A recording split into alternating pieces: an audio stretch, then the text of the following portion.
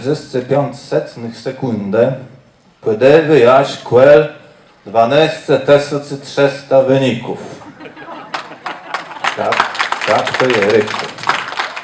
Zaczynamy pierwszym letania, bardzo proszę o powtórzenie wszystkich jest nuny. A iż raz, jest nuny. Że ukończył muzyczną akademię we Gdyńsku jako śpiewak i teatrownik. Jest nuny. Że jest kompozytor i runita z Chwaściena. Jest nuny. Że jest dyrygent chóru Lutnia z Lezyna. Jest nuny. Że jest leźnik z Rzesieniu, a tyś dzejusz kasiepści kulturalny resznote. Jest nuny. Że on jest człowiek z pasją, z kasiepską pasją, z pierwszą kasiepską pasją. Jest nuny. Że już 10 lat jeździ z Beresionków Risiekiem we dwa kłenie. Jest nuny. I tu się kończy pierwszy letani. Wejrowści, Muzeum Kasiepści, Literatura i Muzyki.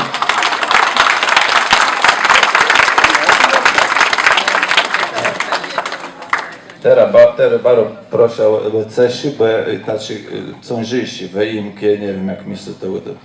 Że wekrył jako sajdy stery sroka sobie, saja syry knus cyś sajd skrobie, sedzy slic sumk slede słonia, skłeli seren stark sam słonie.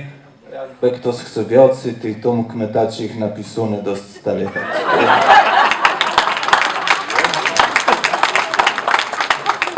Zaczynamy drugą letanię, a teraz proszę o powtórzanie to są wi. Iż raz. To są wi.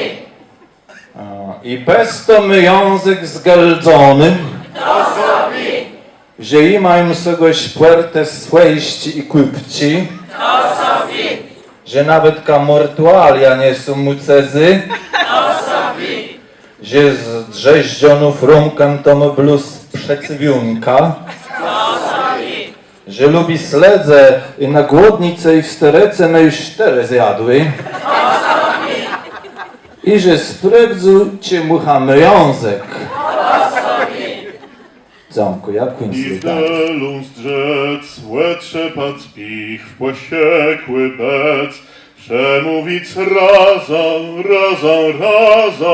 znikwić tryt, nie wyrto strach, kłeźdy je weźny, kłeźdy brat, wróżnosce równy, w tim nasz chwat, ledze jac razą, tonum młezie, łelnost zdac.